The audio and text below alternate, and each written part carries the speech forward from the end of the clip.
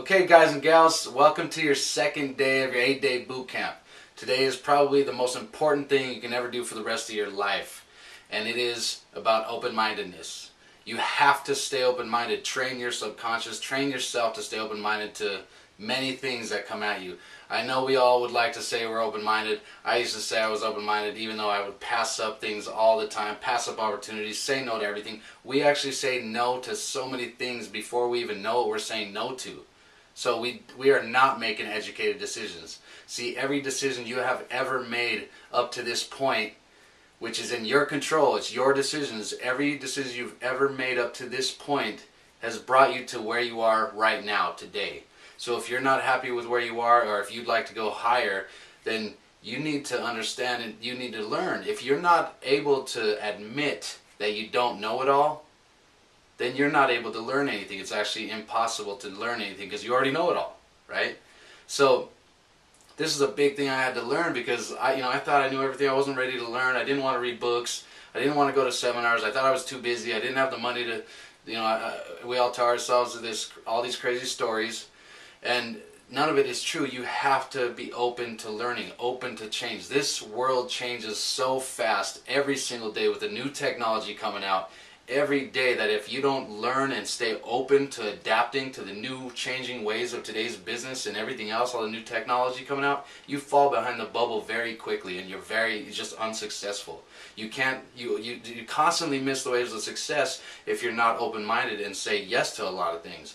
You need to at least take a look so you can make an educated decision, because the people that cause the progress of the world and come out with the new things and are always coming out of their comfort zone and staying open-minded to learn and cause the progression, those are the ones that always catch the wave of success, and you always have to be there first.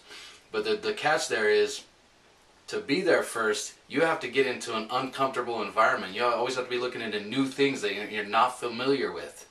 So when you get into new things, that's coming out of your comfort zone. See, a lot of people, especially today, they walk around like this. No thanks. No thanks. No, I'm not into that. I'm okay where I am. I'm okay. I like my job. And literally, they'll get up. That's the ego talking, and the ego is your subconscious. When you say, no, I'm cool. I like my job. A lot of people, the majority of people, really don't like going to work. They have to get up, out of bed, wake up to an alarm clock, and go to like an indoor building for 8 hours, 12 hours a day when they could be outside doing, following their passion. So if your job or your business is keeping you away from your passion, it would be pretty good to learn something new that could get you to your passion. If it's not working, if what you're doing right now isn't working, then you have to be open-minded.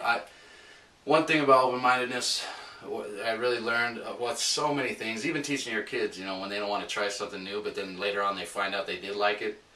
See, they missed out on years of enjoyment. Like with me and sushi, right? I used to think I didn't like sushi, like a lot of people do that too. And this happens every single day with what you're doing. You really have to think about it. We're not all open-minded. When I ask people if they're open-minded, oh yeah, I'm open-minded, and then they're not.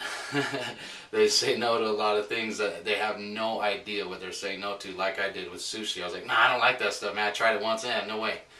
But after I tried it the first time, and I didn't like it, and I thought I didn't like it, I missed out on 10 years because I like it. I love sushi. And I'm so mad at myself for being closed-minded that I missed out on so many years of sushi, just like my kids did with applesauce. They didn't think they liked applesauce until they actually tried it and said yes, and then all of a sudden, wow, applesauce is the greatest thing in the world. Same with snowboarding. If I wouldn't have tried snowboarding, I would have never known what I can do with snowboarding. I would have never gone that big and made all that money and lived my dreams if I didn't even actually try it in the first place. So you have to be open-minded.